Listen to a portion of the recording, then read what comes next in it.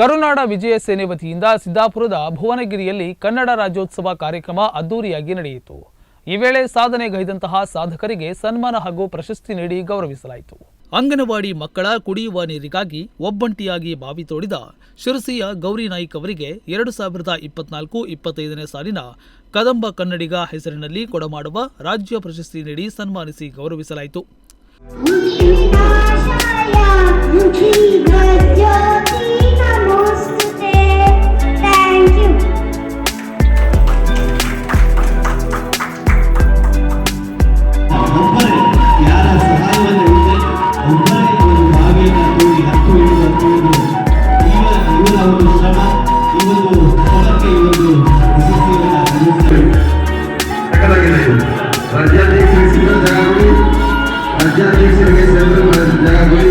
ಭುವನಗಿರಿಯ ಆಡಳಿತ ಮಂಡಳಿಯ ಅಧ್ಯಕ್ಷ ಶ್ರೀಕಾಂತ್ ಹೆಗಡೆ, ಸಿದ್ದಾಪುರ ಪಂಚಾಯತ್ ಅಧ್ಯಕ್ಷ ಉಲ್ಲಾಸ್ ಗೌಡರನ್ನ ಸಹ ಇದೇ ವೇಳೆ ಸನ್ಮಾನಿಸಲಾಯಿತು. ಸಂಘಟನೆಯ ರಾಜ್ಯಾಧ್ಯಕ್ಷರಾದ ಹನಿ ದೀಪಕ್ ಅವರು ಮಾತನಾಡಿ, ಇಲ್ಲಿ ಭುವನಗಿರಿ ಉತ್ಸವ ಆಗಬೇಕು ಎಂದು ಸರ್ಕಾರವನ್ನು ಆಗ್ರಹಿಸುತ್ತಾ ಬಂದಿದ್ದೇವೆ. ಸರ್ಕಾರದಿಂದ ಕಾರ್ಯಕ್ರಮ ರೂಪುಗೊಳ್ಳುವವರೆಗೂ ನಮ್ಮ ಪ್ರಯತ್ನ ನಿರಂತರವಾಗಿರುತ್ತದೆ. ಪ್ರತಿಯೊಬ್ಬ ಕನ್ನಡ ಪರ ಹೋರಾಟಗಾರರು ಇಲ್ಲಿಗೆ ಬಂದು ಭುವನೇಶ್ವರಿ ತಾಯಿಯ ಆಶೀರ್ವಾದ ಪಡೆಯುವಂತಾಗಬೇಕು. ಈ ಮೂಲಕ ಇದು ಜಗತ್ಪ್ರಸಿದ್ಧವಾಗಬೇಕು. ಈ ನಿಟ್ಟಿನಲ್ಲಿ ನಾವೆಲ್ಲರೂ ಸೇವೆ ಮಾಡೋಣ ಎಂದು ಕರೆ ನೀಡಿದರು. ನಮ್ಗೇನು ಆಸೆ ಅಂದ್ರೆ ಪ್ರಾಚೀನವಾದ ದೇವಸ್ಥಾನ, ನಮಗೆ ಇರ್ತಕ್ಕಂಥ ಕನ್ನಡದ ಹೋರಾಟಗಾರರಿಗೆ, ಕನ್ನಡಿಗರಿಗೆ ಒಂದು ಪೂಜೆ ಮಾಡುವಂತ ದೇವತೆ ಇಲ್ಲಿದೆ. ಅದಕ್ಕೊಂದು ಉತ್ಸವ ಆಗಬೇಕು, ಇಲ್ಲಿ ಕಾರ್ಯಕ್ರಮಗಳು ಸರ್ಕಾರದಿಂದ ರೂಪುಗೊಳ್ಳಬೇಕು ಅಂತ ನಿರಂತರವಾಗಿ ನಾವು ಪ್ರಯತ್ನ ಮಾಡ್ತಾ ಇದ್ದೇವೆ.